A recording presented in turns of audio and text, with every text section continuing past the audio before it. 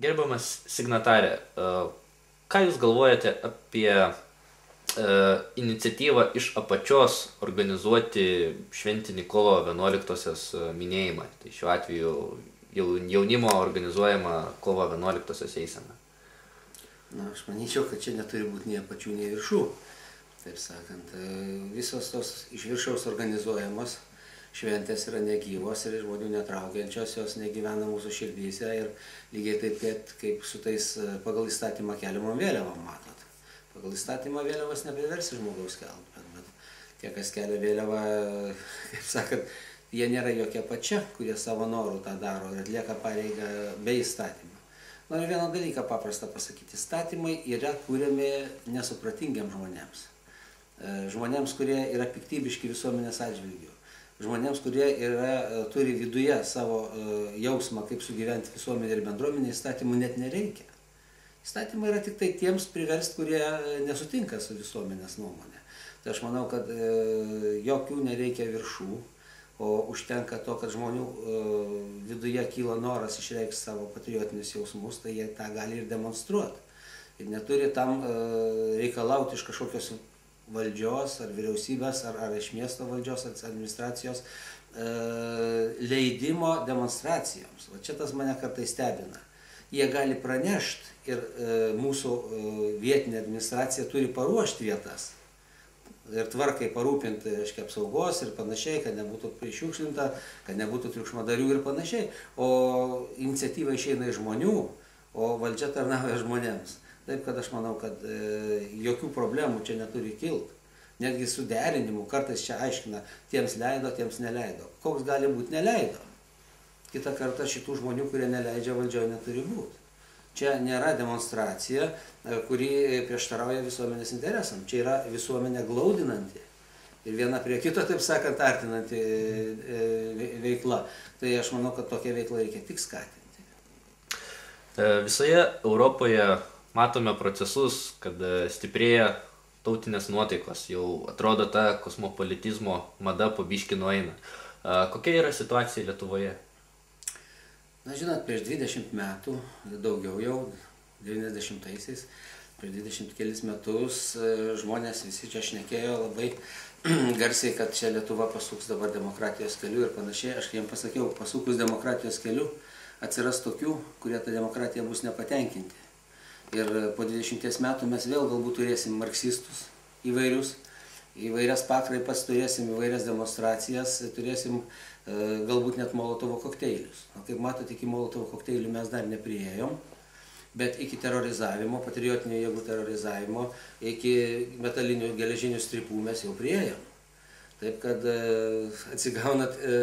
atsigaunant ir demokratėjant mūsų visuomeniai po sovietinę laikotarpio, taip pat kyla vėl tas senas strybiškasis kaivalas, kuris irgi apsimetęs šiuo metu tolerantiškais įvairiais tarptautiniais žodžiais pasislėpę savo veiklą už tų įvairių kosmopolitų skatinamų organizacijų, jie dabar pradeda savo juodą darbą dirbti Lietuvoje. Ir natūralu, kad labai keista, kad, reiškia, ne patriotinis jaunimas pirmą pasireiškia, bet pasireiškia pirmą tas antipatriotinis tiek jaunimas, tiek turbūt inspiruojamas senimo. Reiškia, tik tai po to, kaip reakcija, pradeda žmonės susivokti ir nebeleidžia lipti savo galvų. Ir aš tikrai labai džiaugiuosi, kad Lietuvoje kyla ir patriotinio jaunimo sąjūdis. Tautiškumas yra natūrali būsena. Tautiškumas yra vienintelė, taip sakant, vieta, kur susibūrė visų pakraipų žmonės. Tautiškumas nėra partinis. Tautiškumas yra virš partiškumo.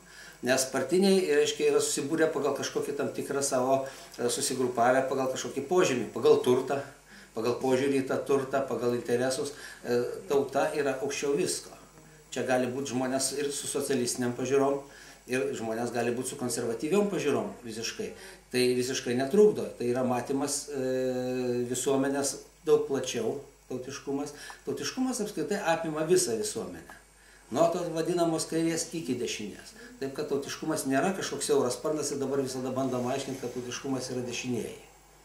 Tautiškumas yra visą apimantis ir jisai be jo negali egzistuoti jokia partija Lietuvoje. Kiekviena partija turi remtis tautiškumu ir patriotiškumu Lietuvoje. Negali Lietuvoje būti antitautinių, antilietuviškų partijų.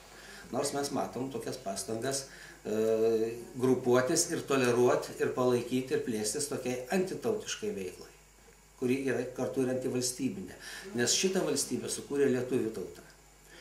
O šiuo metu kartais linkčiojama, apsimetama, kad nematoma kai kurių problemų, arba yra kartais ir tas manoma, kad nutilėjus problemą mes kaip nors laimėsime, mes nieko nelaimėsim, laikas eina. Iš tikrųjų visos valstybės, visos visuomenės remiasi kažkokia viena kultūra pagrindinė, jinai yra kaip stuburas, būrianti tą visuomenę sukurti valstybę. Tai jeigu mes to stuburo neturėsim, mes niekada neturėsim jokios savo valstybės. Jeigu neturėsim valstybės, mes kaip tauta, kaip lietuviai, su savo kalba ir savita kultūra, niekada savęs neišreikšim pilnai. O tuo tarpu kitos mažumos be abejo turi puikiai suvokti, kad jeigu jos pasirinko gyvenamąją vietą Lietuvą, o jų kultūros čia niekas tiek neprižiūrės ir jos taip pat pilnai neatsiskleis, kaip atsiskleistų savo tėvynėje, savo valstybėje, kurioje gyvena pagrindinė ta tauta. Čia nėra jokių diskusijų. Jie pasirinko materialinę gerovę arba šitą gyvenamą vietą dėl kokių kitų priežasčių, ar kaip pabėgėliai, ar dar kažkokių kitų priežasčių, tai jie šičia gyvena ir šitoj kultūroje integruojasi. Tuo tarpu, jeigu jiem vietoj materialinių vertybių pagrindinį vaidmenį vaidina jų kultūra, jie turi grįžti savo tėvynės ir be jokių kalbų, be jokių diskusijų čia Lietuvoje. Pabaigai, ką jūs galėtumėte palinkėti visiems žmonėms, kurie švenčia kovo 11? Geros nuotaikos, tokio kaiminystės ir bendrumo jausmo, visuomenės solidarumo jausmo. Ta mes norim patys pademonstruoti ir pajusti savo kaimyną, pajusti savo artimą, pajusti, kad visa Lietuva švenčia. Darėm dar vieną tokią klaidą, kad visas šventes, kurios švenčiamos iš viršaus, jos švenčiamos Vilniuje. Visa Lietuva turi švęsti. Čia nesvarbu, ar Mažeikiai, ar Šilalė, ar Lazdijai, ar koks Rokiškis, Utena, Švenčionis, ar Šalčininkai. Mes esam viena Lietuva ir šitos šventės mus kaip tik sujungia.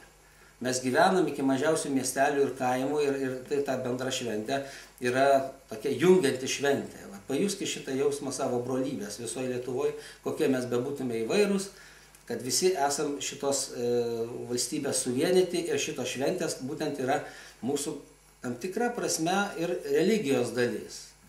Nes mes gyvenam šventėmis, kurios mus vienyje kaip visuomenė ir kaip tikėjimas. Mes tikim, kad išlaikysim šitą nepriklausomybę, mes žinom, dėl ko gyvenam, to šventės mums primena, kiek teko paaukoti, kiek kovoti reikėjo ir kad atėjus lemiamam momentui kovo 11 mes taip pat sugebėjom atrasti žmonių, kurie susivienė ir patraukė kitus paskui save. Ir štai dabar mes visgi gyvenam tokioj laisvėje, kur galim spręsti patį savo likimą. Nu, ar yra tai geriau, ar yra blogiau, tai čia yra būtent rodo mūsų sugebėjimą palenkti procesus ir visus veiksmus, kurie vyksta mūsų valstybėje į savo pusę. Tai vat linkiu to bendrumo, linkiu tarpusavėje visada atrasti žmonių, kurie yra verti valdyti mūsų valstybę, nes iš tikrųjų kartais mes čia skundžiamės dėl savo pasirinkimų. Pasirinkimai yra tokie, kad renkamės iš to, ką turime. Tai aš norėčiau, kad mūsų jaunimas išaugintų Lietuvai naujų vadų, naujų žmonių sugebančių reguliuoti visuomenės procesus, kurie galėtų matyti ne tik tai 4 metų periodais, kadencijom mūsų tautos gyvenimą ir projektuoti šitą tiek ūkinę, tiek ekonominę, tiek visą kitą veiklą, bet kad jie galėtų šimtmečiams projektuoti į ateitį. Tai linkiu, kad iš šitų švenčiančių žmonių tikrai atsirastų tokių, kurie ateityje ves mūsų Lietuvą ir mes jau kaip seneliai turėsime joje gyventi. Ačiū Jums.